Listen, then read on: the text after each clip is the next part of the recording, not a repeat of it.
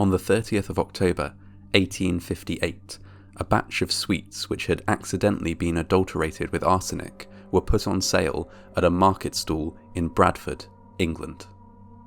More than 200 people consumed them, with the vast majority becoming severely ill as a result. 21 people, including many children, died as a result of what turned out to be one of the first mass poisonings in British history.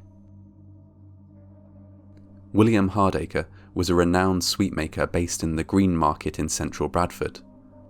So popular was he that he was known as Humbug Billy, after the black and white humbug candies that were one of his most popular products. Hardacre obtained these candies on a regular basis from Joseph Neal, who owned a small workshop not far from the market. Neal made a range of products and often adulterated them with non-standard ingredients in order to save money. Expensive sugar, for example, would often be switched out with inexpensive powdered gypsum. This was a common practice at the time. Everyone did it, but everyone knew that it was wrong too. So much so that the adulterators would often use obscure nicknames like Daff and Flash for their ingredients in order to escape detection.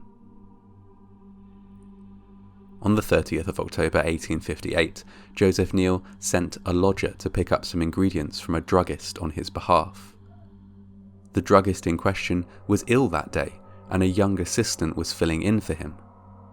So it was that neither person undertaking the transaction was an expert, and so it was that a terrible mistake was made. The druggist's assistant packaged up what he thought was 12 pounds of powdered gypsum, but he had got the wrong barrel. What he actually sold to Joseph Neal's lodger was an equal amount of arsenic trioxide. The lodger returned to Joseph Neal's workshop and handed the poisonous substance off to one of the sweetmakers employed there. This man, named James Appleton, proceeded to whip up a batch of humbugs, becoming terribly sick in the process. He was ill for several days thereafter, vomiting and experiencing pain in his hands and arms, but he did not realise his condition was down to poisoning. Neither did anyone else. The poisoned sweetmaker, James Appleton, noted that the finished humbugs looked different from usual, but was too sick to investigate further. Joseph Neal, the workshop owner, noticed that they looked off too, but was still keen to sell them and make a profit. William Hardacre, Humbug Billy, used the odd appearance of the humbugs to press for a discount, and happily sampled a few of the candies before putting them up for sale from his market stall that evening. Of course, William Hardacre soon took ill, but not ill enough to stop him from selling his deadly produce. The first few deaths were children.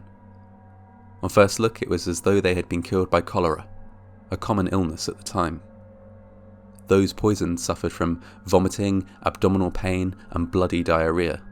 It was a messy, painful, and protracted way to die. Soon enough, though, dozens of people had died or been taken ill, and police were able to identify the cause as the poisoned humbugs. The sweets were confiscated and tested, and found to contain, all in all, enough arsenic to kill 2,000 people. Thankfully, the final death toll came to just 21, with around 200 people suffering severe ill effects as a result of consuming the sweets. The druggist and his assistant, as well as workshop owner Joseph Neal, were hauled before a magistrate, but were ultimately either acquitted or discharged once the circumstances of the poisoning were fully known.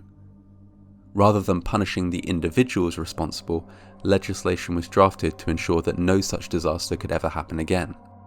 This included a crackdown on the adulteration of foodstuffs and a requirement for better record keeping by all druggists.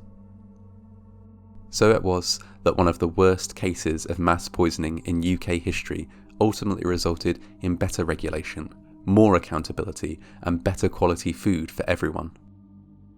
We live now in a world where it is extremely rare that anyone should lose their life because of mixed up ingredients or adulterated food. The Bradford Sweets Poisoning, terrible though it was at the time, contributed to making the safe, clean, regulated world of today a reality.